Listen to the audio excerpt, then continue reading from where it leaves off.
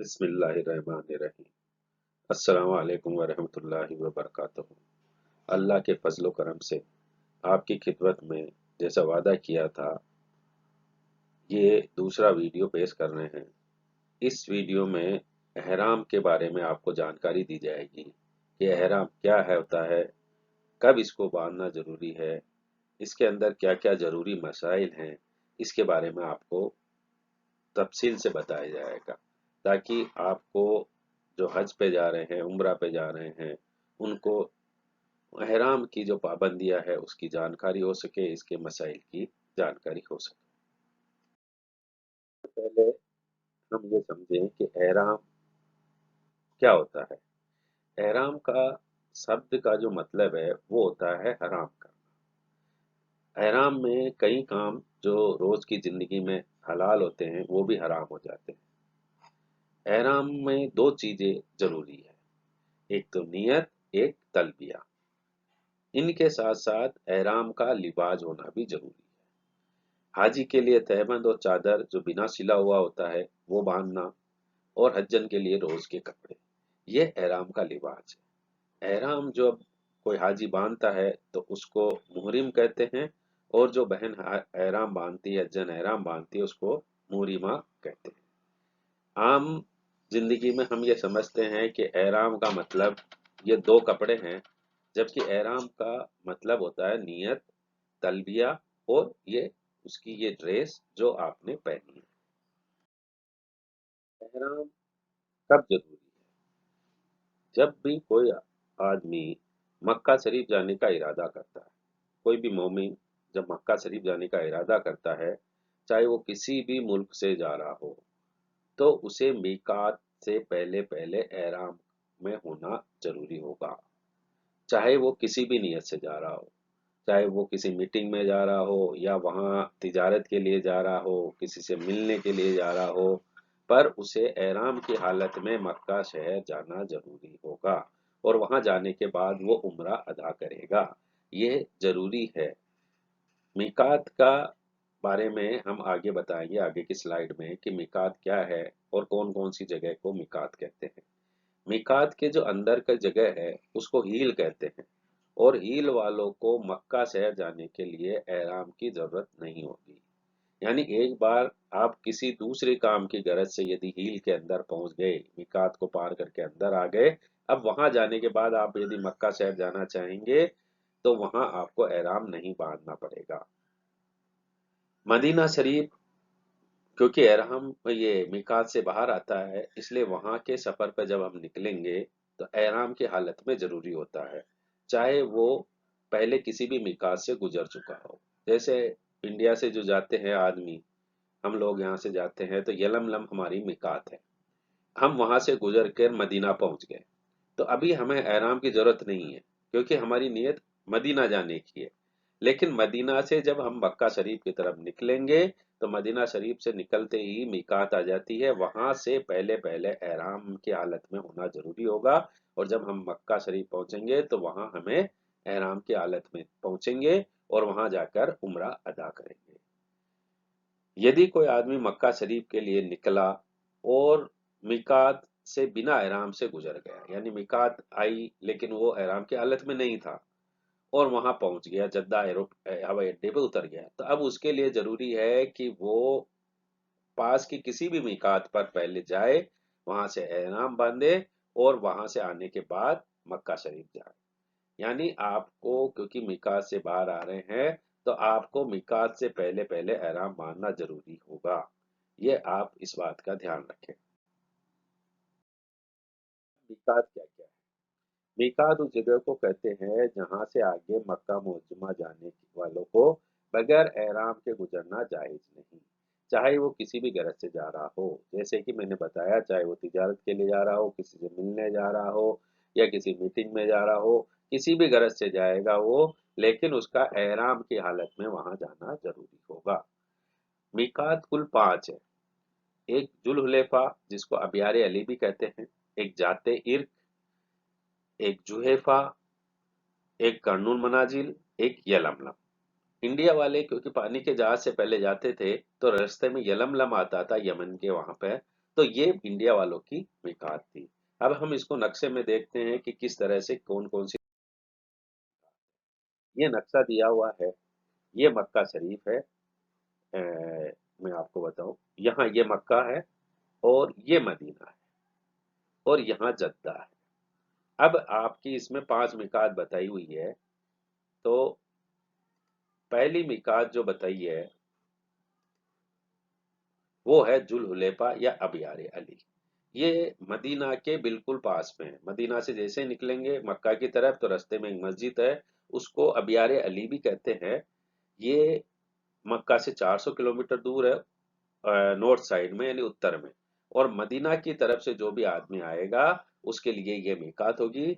यहाँ से वो अपना एहराम बांधेगा या इससे पहले पहले अपना एहराम की हालत में हो जाएगा। दूसरी जो है वो है अल जुहैफा। अल जुहैफा रबीक के नजदीक है और ये शामियों की मिकात है, यानी शिया लोगों को मिकात ये होती है। इंडिया से भी जो लोग शिया जाते हैं उनके लिए अलग से जद्दा से वो रबीक जाते हैं, वहां से एहराम बांधेंगे, फिर वहां से मक्का जाते हैं। ये पश्चिम दिशा में है मक्का से और 187 किलोमीटर दूर है। अगली जो मिकात है जाते इर्क। जैसे नाम से पता चल रहा है जाते इर्क यानी ये इराक वालों के लिए मिकात है। इसको अल धरीबा भी, यहाँ की मस्जिद का नाम अल धरीबा है। ये 88 किलोमीटर यानी 88 किलोमीटर पूर्व की तरफ है और ये जो है ये इराक वालों के लिए मिकात है। अगली मिकात है कर्नुल मनाजिल। ये नजद वालों के लिए मिकात है। यहाँ एक घाटी है जिसकी तरफ एक तरफ अल सैल अल खबीर और एक तरफ वादी महरम है। ये 80 किलोमीटर पूर्व में है और नजद वालों के लिए मिकात है। इंडिया वाले क्योंकि पानी के जहाज से आते थे और यमन वाले, इन सब के लिए इस तरफ से जो भी आता है उसके लिए यलमलम मिकात है। ये मक्का से 120 129 किलोमीटर दक्षिण में है। आज के समय जब हम जाते हैं तो हमारे लिए ये जाते इर्क के ऊपर से हम निकलते हैं और यहाँ से या कर्नूल मनाजिल के ऊपर से निकलकर हम यलमलम या जद्दा पहुंचते हैं और जद्दा से आते हैं।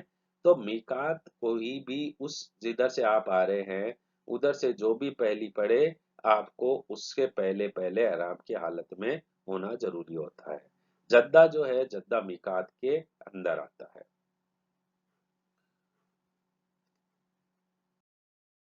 एहराम कैसे बांधेंगे? एहराम की हालत में होने के लिए 3 जरूरियात है। नंबर 1 एहराम का लिबाज, दूसरा नियत, तीसरा तलबिया। एहराम का लिबाज पहनने से एहराम की पाबंदियां लागू नहीं होती है जब तक कि नियत की नहीं की हो और लब्बैक नहीं पड़ा हो। यानी आपने जब तक एहराम का लिबास पहना आपने तो ये एक आम लिबास की तरह हो गया। लेकिन जब आपने नियत कर ली, नियत करने के बाद आपने लब्बैक पढ़ लिया, अब आपके ऊपर एहराम की तमाम पाबंदियां लागू हो जाएगी। केवल एहराम बांधने से यानी एहराम के कपड़े पहनने से आपके ऊपर एहराम की पाबंदियां लागू नहीं होती है। एहराम का लिबास पहनने के बाद 2 रकात नमाज शुक्राना पढ़ना सुन्नत है, इसको पढ़ना चाहिए। और यदि कोई आदमी पढ़ने की हालत में नहीं है, नापाक है या कोई औरत है, हज्जन है, वो हेज की हालत में है, तो वो ये नहीं पढ़ेगी तो कोई दिक्कत नहीं है। इसके लिए कोई इतना जरूरी फर्ज के अंदर नहीं आता है कि इसको पढ़ना जरूरी है। वो नहीं पढ़ेगा तो कोई दिक्कत नहीं है। एहराम की तैयारी। एहराम बांधने से पहले क्या तैयारी करें? एहराम बांधने से पहले अपने नाखून तराश लें, बगल और नाप के नीचे के बाल हटा लें, मिसवाक कर लें सुन्नत है, वजू करें और हो सके तो खूब अच्छी तरह मलकर गुस्ल कर लें। जिस्म और एहराम की चादर पर अभी आप खुशबू लगा सकते हैं क्योंकि अभी आपके ऊपर एहराम की पाबंदियां लागू नहीं हुई, क्योंकि न तो आपने नियत की है, न लब्बैक पड़ा है, न आपने एहराम का लिबास पहना है। एहराम की जब आप नियत कर लेंगे तो उसके बाद खुशबू लगाना हराम होगा, खुशबू का उपयोग करना हराम होगा और यदि आप ये करेंगे तो उसके ऊपर आपको कफ़ारा अदा करना होगा। इस्लामिक भाई जो होते हैं उनके लिए एहराम का लिबास 2 चादर होती है, जो मैंने आपको जैसे शुरू में बताया। एक चादर को तहबंद के रूप में काम में लेते हैं, एक को ओढ़ने के लिए काम में लेते हैं। तहबंद लपेट कर सिले हुए कपड़े निकाल लें। उसके बाद ये ध्यान रखें कि तहबंद में कोई गिठान नहीं लगानी है और ना ही कोई उसमें सिलाई होनी चाहिए। यानी एहराम के जो दो चादर है इसके अंदर आपको कोई सिलाई नहीं करनी है। रकम रखने की नीयत से आप उसके ऊपर बेल्ट लगा सकते हैं, लेकिन इसलिए क्योंकि आपकी यहाँ नीयत उसमें रकम रखने की है या पासपोर्ट रखने की है, इसलिए आप उसको बांध सकते हैं। तो इस वजह से आप ध्यान रखें कि जो भी बेल्ट लगाएं तो उसके अंदर जेब हो। ऐसा नहीं हो कि ऐसी बेल्ट लगा रहे हैं जिसमें जेब ही नहीं है, तो अब आपकी नीयत ही गलत हो गई और आपने ये जो बेल्ट बांधा है ये एहराम को रोकने की नीयत से बांधा है, तो ये मकरूह हुआ। इसलिए आप ध्यान रखें कि आपको एहराम के लिए जो बेल्ट काम में लेंगे उसमें जेब होना जरूरी है। इस्लामिक बहनें जो हैं वो रोजाना सिले हुए जो कपड़े पहनती वही पहनेगी, दस्ताने और मोजे भी पहन सकती है, सिर को ढांपेगी, लेकिन चेहरा को नहीं ढकेगी, यानी घूंघट नहीं ओढ़ लगा सकती, न ही वो चेहरे को ढक सकती है। ये एहराम के अंदर आप ध्यान रखें, आगे हम इसको तफसील से बताएंगे। और ये ध्यान रखें कि ये जो मैं आपको वीडियो है ये केवल इसके एहराम को के अंदर कब बांधना चाहिए, कैसे बांधना चाहिए, क्यों बांधना चाहिए, इसके बारे में है। इसके बारे में कैसे बांधे ये आपको तफसील से ट्रेनिंग के दौरान में बताया जाएगा। ट्रेनिंग के दौरान आप उसको इसका प्रैक्टिकल करके बताया जाएगा कि किस तरह से आपको एहराम बांधना है। एहराम बांधने के बाद जो नमाज एहराम पढ़ी जाती है उसके लिए ध्यान रखें कि मकरूह वक्त नहीं हो। मकरूह वक्त के अलावा जब भी वक्त बावदी आपको मिल रहा है तो 2 रकात नमाज एहराम की नीयत से पढ़ना है।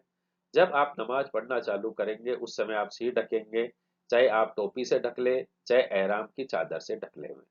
पहली रकात में सूर्य फातिहा के बाद सूर्य काफिरून और सूर्य इखलाक पढ़नी है। दूसरी रकात में सूर्य इखलाक पढ़नी है। नमाज खत्म होने के बाद क्योंकि हम नियत करेंगे और तलबिया पढ़ेंगे तो हम टोपी को या एहराम की चादर जो सिर पे ढकी हुई है उसको हटा लेंगे। हज तमत्तो करने वाले सिर्फ उम्रा की नियत करते हैं और हज किरान करने वाले हज की नियत करते हैं। तो यहाँ पर ये नियत करते समय ध्यान रखें कि आप हज तमत्तो कर रहे हैं तो केवल उम्रा की नियत करेंगे और हज किरान करेंगे तो आपको हज की नियत करनी होगी। ये आपको तफसील से ट्रेनिंग के दौरान बताया जाएगा या आगे जब हम उम्रा के बारे में बयान करेंगे उसके मसाइल के बारे में बात करेंगे तब आपको इसके बारे में तफसील से बताएंगे कि एहराम में क्या करना हराम है। यानी एहराम में कौन से ऐसे काम हैं जो हमें नहीं करने चाहिए, और यदि ये काम हम करते हैं तो ऐसे काम करने पर हमें कफ़ारा देना होगा जो कि एक दम होगा, और दम का मतलब होता है एक कुर्बानी करना। तो एहराम में क्या काम करना हराम है। सबसे पहले अपन बात करते हैं कि एहराम में हाजी और हज्जन दोनों के लिए क्या काम करना मना है। नंबर 1, अपना या दूसरे का नाखून काटना। ये कुछ चीजें आप बिल्कुल ध्यान रख लें कि बाल और नाखून काटना एहराम की हालत में मना है। यानी आप न तो खुद का एहराम के हालत में खुद के बाल या नाखून काट सकते हैं या न किसी दूसरे के बाल या नाखून काट सकते हैं। दूसरी चीज जो हराम होती है एहराम की हालत में वो होती है खुशबू। खुशबू अब 2-3 तरीके से हो सकती है। नंबर 1 तो खुशबूदार साबुन से नहाना, तो वो मना है। दूसरा हो सकता है कि खुशबूदार सुरमा, आंखों में सुरमा जो लगाते हैं तो वो भी खुशबू है तो वो भी मना है। तीसरा होता है तेल, जो सिर में लगाते हैं तो खुशबूदार तेल लगाना, ये भी मना होता है। चौथा होता है इत्र वगैरह, तो लिबास पर या शरीर पर कोई भी तरह के इत्र या दूसरी खुशबू लगाना, ये सब मना होता है। जू मारने की दवा उसको हम नहीं लगा सकते। यदि कोई सिर पे जू सिरों में जू है और वो नीचे गिर जाती है तो उसको मार सकते हैं, लेकिन उसको मारने के लिए सिर में दवा लगाना मना होता है। खुद का या किसी और का सर मूंडना मना होता है। जंगल का शिकार करना मना होता है। हाँ, लेकिन यदि आपके पास आपका खुद का पाला हुआ जानवर है तो आप उसे ज़िबह कर सकते हैं। बेहयाई की बातें करना और बेहयाई के काम करना ये मना होता है। जिमा करना यानी हम बिस्तरी करना मना होगा। शहवत के साथ बोसा देना या शरीर मस करना ये भी मना होगा। ये जो मैंने बताए ये दोनों के लिए है, हज्जन के लिए और हाजी के लिए। कुछ काम ऐसे हैं जो हाजी के लिए मना है लेकिन हज्जन के लिए नहीं। जैसे सिला हुआ कपड़ा पहनना, हाजी के लिए सिला हुआ कपड़ा पहनना मना है। सर को ढकना मना है। अब सर को ढकने के लिए चाहे वो टोपी पहने या एहराम से ढके या इमामा से ढके, रुमाल से ढके, किसी भी तरीके से सर को ढकना मना होता है। सर को ना ढके इसीलिए, इसी वजह से सिर के ऊपर कोई भी सामान उठाना, चाहे कपड़े की गठरी हो, चाहे आपके पास सूटकेस हो, बैग हो, उन सामान को सिर के ऊपर उठाना मना होगा, क्योंकि ऐसी हालत में आपका सिर ढक नहीं आएगा। मोजे या जूते पहनना मना होता है। इसी वजह से पैरों में जो चप्पल पहनी जाती है वो बत्ती वाली चप्पल पहनते हैं, ताकि आपका पैर का ऊपर का हिस्सा ना ढके। सर या दाढ़ी के बाल काटना, सर से पांव तक कोई भी बाल जुदा करना मना होता है। ये चीज है जो बिल्कुल हराम है। अब हम देखते हैं कि एहराम की हालत से काम मकरूह है, यानी उनको करेंगे तो हमें सदकाए फित्र देना होगा, जो सदका करना होगा, क्योंकि हमने ये गलती की है। तो इस्लामिक भाइयों के लिए और बहनों के लिए, यानी हाजी और हज्जन के लिए कौन से काम है जो मकरूह है? उसमें सबसे पहले है जिस्म का मैल छुड़ाना।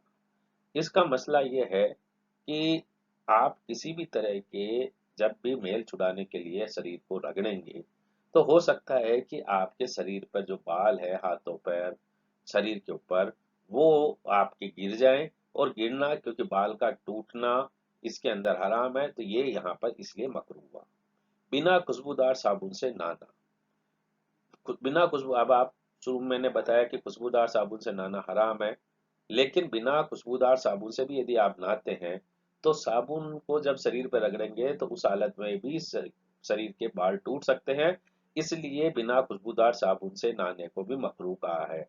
और जब ये बाल टूटेंगे तो आपको पता नहीं रहेगा कि कितने बाल टूट गए, या टूटे भी या नहीं टूटे। इसी वजह से इसको मकरूह कहा गया।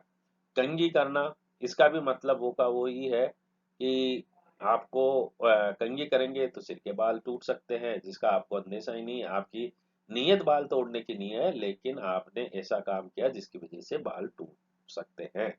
इसी तरह खुजाना, कि बाल टूटने या जू गिरने का अंदेशा हो, इस चीज को भी मकरूह कहा गया है। जानबूझकर खुशबू सूंघना, खुशबू का जैसे मैंने बताया कि खुशबू को काम में लेना हराम है। तो कुछ आदमी जिनको जैसे बीड़ी सिगरेट की लत हुई, बोले हम तो उसको काम में नहीं ले रहे हैं, लेकिन सिगरेट को जला के और उसकी जो धुआं निकल रहा है उसको सूंघने लग जाए, या अगरबत्ती का धुआं है उसको सूंघ रहा है आदमी, तो ये करना मकरूह है।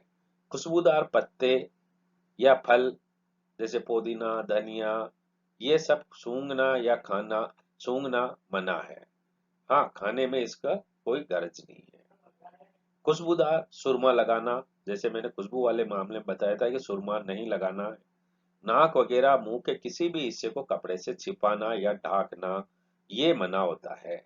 हाँ, यदि किसी को नजला हो रहा है, जुकाम हो रहा है, तो नाक, रुमाल से नाक को साफ कर सकता है। तकिए पर मुंह रखकर औंधा लेटना, ऐसी स्थिति में क्योंकि उसका मुंह ढक जाएगा, इसलिए ये मकरूह होगा। बनाव श्रृंगार करना, ये भी मकरूह होता है। कुछ काम ऐसे हैं जो हाजी लोगों के लिए मकरूह है, वो है एहराम में गांठ लगाना, यानी एहराम को रोकने के लिए उसके अंदर गांठ लगाना, ये मना होता है। तैमन को रोकने के लिए बिना बेल्ट, बिना जेब का बेल्ट या रस्सी बांधना, यानी उस, मैंने शुरू में बताया आपको कि बेल्ट बांधेंगे तो आपको बेल्ट ऐसा होना चाहिए जिसमें जेब हो, और जेब होना ही जरूरी नहीं, उसके अंदर कुछ सामान भी रखना होगा, क्योंकि आपकी नीयत थी कि उसमें पैसे रखूंगा या मोबाइल रखूंगा या पासपोर्ट रखूंगा, तो जो आपकी नीयत थी वो काम होना जरूरी है। आप जेब वाला एहराम बेल्ट बांधेंगे तो उस जेब के अंदर 1 रियाल 2 रियाल रख दे या मोबाइल रख ले में, तो इसकी वजह से आपकी यहाँ नीयत होगी, वो तयबंद को रोकने की नहीं होगी, वो होगी आपके सामान रखने की गरज से बांधना। इसलिए यदि तयबंद को रोकने की नीयत से बिना जेब का बेल्ट बांधा तो ये मकरूह होगा। क्या कर सकते हैं? नंबर एक, मिसवाक, मिसवाक कर सकते हैं, यानी दातुन कर सकते हैं। बेखुशबू का सूरमा लगा सकते हैं। बेमेल छुड़ाए गुस्ल कर सकते हैं, यानी मेल नहीं छुड़ाना, साबुन नहीं लगाना, चाहे खुशबू वाला हो चाहे बिना खुशबू वाला हो। खुशबू वाला होगा तो हराम होगा, बिना खुशबू वाला होगा तो मकरूह होगा।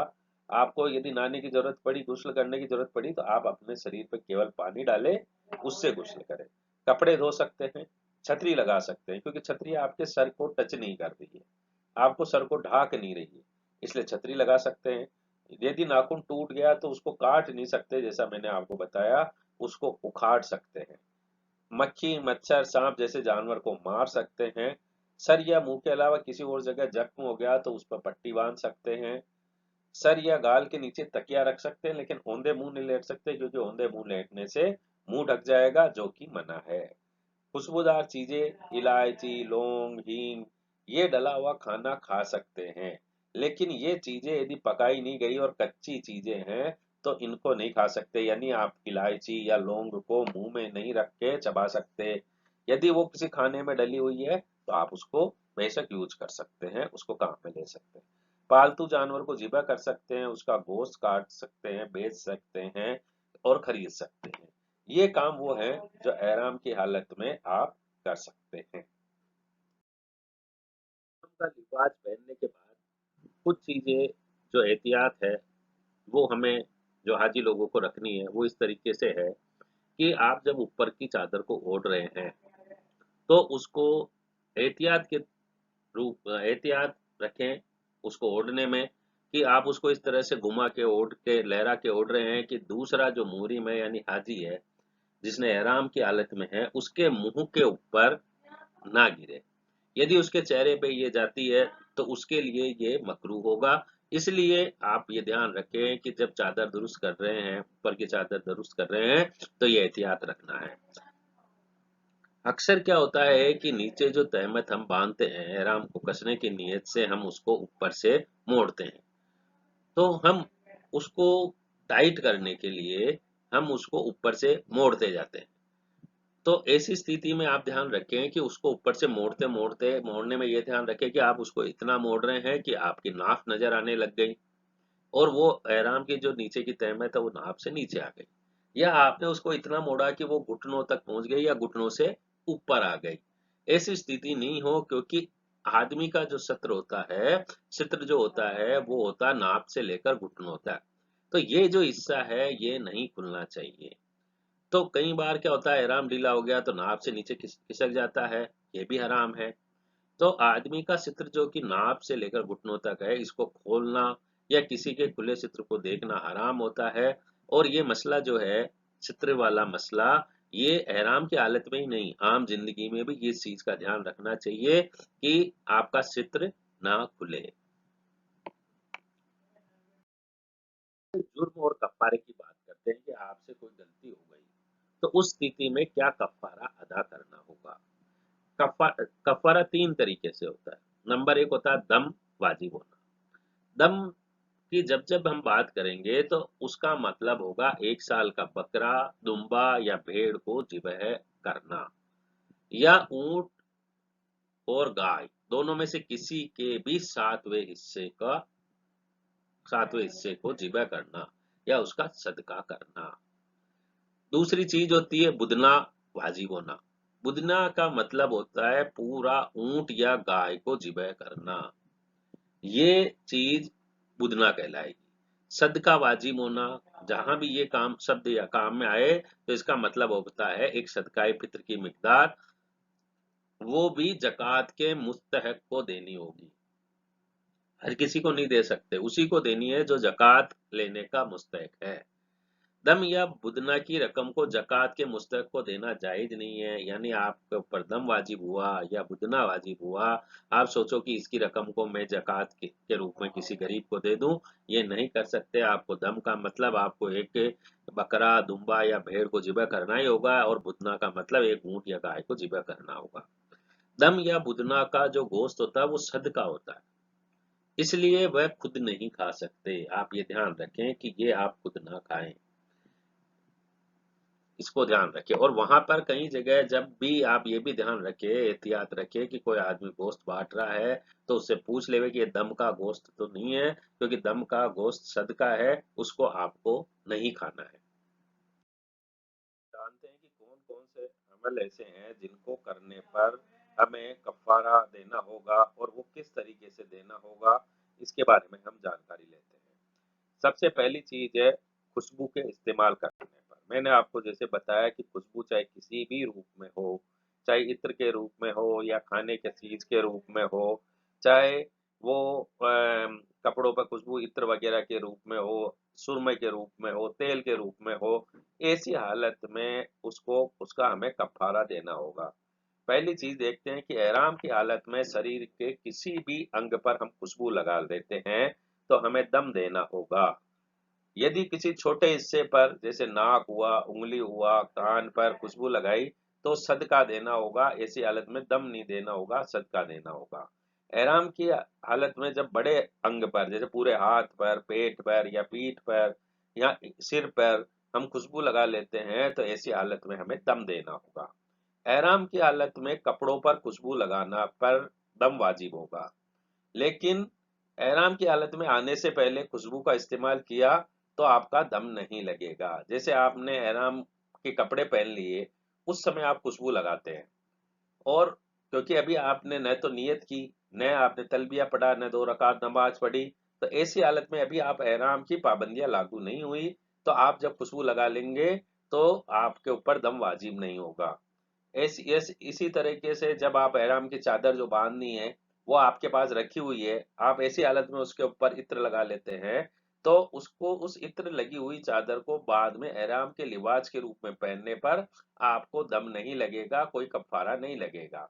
इसीलिए हाजियों को ये बताया जाता है कि आप जब एहराम बांध लेते हैं तो उसके बाद 2 रकात नमाज पढ़ने के बाद आप न तो नियत करें उम्रा की या किसी भी चीज के एहराम की नियत करें और ना ही आप तलबिया पढ़ें। आप हवाई जहाज में जा रहे हैं तो हवाई जहाज में जब तक आप हवाई जहाज में बैठ नहीं जाते तब तक आपको ये काम नहीं करने। क्योंकि कोई आदमी यदि आपको गुलाब की माला पहनाता है, फूल की माला पहनाता है, तो वो खुशबू आपके शरीर पर लगेगी और आपको ऐसी स्थिति में दम देना पड़ जाएगा। इसलिए आपको उस ऐसी हालत में आपको उस समय नियत नहीं करनी है, क्योंकि नियत और तलबिया नहीं पढ़ने तक आपको ऊपर एहराम की पाबंदियां लागू नहीं होती है। खुशबूदार चीजें जैसे इलायची, लौंग, पान, ये चीजें खाने पर दम वाजिब होगा। लेकिन ये चीजें पकी हुई है, खाने के अंदर डली हुई है, तो इन चीजों को खाने से दम नहीं लगेगा। गिलाफ काबा, रुकने यमानी और हजर अस्वद पर खुशबू लगी रहती है, खूब सारा इत्र लगा रहता है, तो आप उस पर हथेली या एहराम के कपड़े यदि उससे छू जाते हैं तो ये खुशबू उन पे लग जाएगी और ऐसी स्थिति में दम वाजिब हो जाएगा। इसलिए आप ध्यान देवें कि जब आप एहराम की हालत में तवाफ कर रहे हैं तो काबे के गिलाफ को नहीं छूना है, रुकने यमानी और हजर अस्वद को नहीं छूना है, क्योंकि ऐसी स्थिति में उनकी खुशबू आपके शरीर पर या एहराम पर लग सकती है और यदि शरीर और एहराम पे लगती है तो आपको दम देना होगा। ये चीज आप एहतियात रखें। सिले हुए कपड़े पहनने पर, यानी यदि आप सिले हुए कपड़े पहन लेते हैं तो आप पर ऊपर दम या कफारा, यानी कफारा जो लगेगा वो किस तरीके से लगेगा। हाजी साहब यदि सिले हुए कपड़े 4 पैर यानी 12 घंटे तक पहन लेते हैं तो उन पर दम वाजिब होगा। और 4 पैर से कम पहना यानी उसने 9 घंटे 10 घंटे ही पहना है, तो ऐसी स्थिति में उसको सदका देना होगा। एक कफ़ारा दम या सदका अदा करने के बाद, यानी एक कफ़ारा अदा किया, आपने एक दम दे दिया या सदका दे दिया, 9 घंटे आपने सिला हुआ कपड़ा पहन लिया, 12 घंटे पहन लिया, तो आपने उसका कफ़ारा था दम या सदका जो अदा कर लिया। अब वो गलती आपने दोबारा कर दी, यानी दोबारा से आपने सिला हुआ कपड़ा पहन लिया, तो ऐसी स्थिति में कफ़ारा दोबारा लगेगा। सोते वक्त चादर इस्तेमाल कर सकते हैं, पर सोते वक्त ये ध्यान रखें कि उस चादर से मुंह ना ढके, वरना जो कफ़ारा है वो सिले हुए कपड़े पहनने का है, उसी तरीके से ये कफ़ारा लगेगा। यानी आप रात भर पूरी रात 12 घंटे तक यदि आप मुंह ढककर सोते रहे तो आपके ऊपर एक दम लगेगा और यदि 12 घंटे से कम है तो एक सदका आपको देना होगा। वजू या गुस्ल के बाद मुंह को रुमाल या टॉवल से नहीं पोंछना है, क्योंकि मुंह को आप रुमाल या टॉवल से पोंछेंगे तो ऐसी स्थिति में मुंह ढक जाएगा, तो ऐसी स्थिति में आपको सदका करना होगा। और दिगर बदन जो है आपका पूरा शरीर में आप उसको टॉवल से, रुमाल से, किसी भी चीज से पोंछ सकते हैं। एहराम गंदा हो जाए या नापाक हो जाए तो ऐसी स्थिति में आप उसको बदल सकते हैं। कई जने ये समझते हैं कि एक बार ये एहराम का लिबास पहन लिया, अब इसको नहीं बदल सकते, गंदा हो गया, कुछ भी हो गया।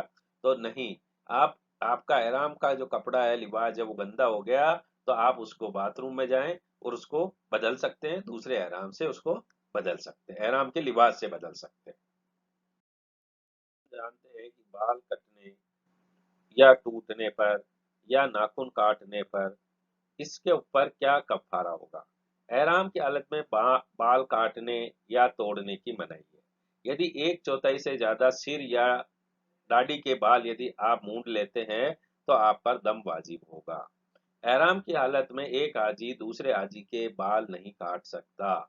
लेकिन एहराम की हालत से बाहर आने के वक्त, जैसे कि आपने उम्रा अदा कर रहे हैं एहराम की हालत में होने के बाद, तो आपको क्या करना है, आपने सफा मरवा भी कर लिया। अब आपका आखिरी काम है जो है कि सर को मुंडाना, यानी हल्क कराना।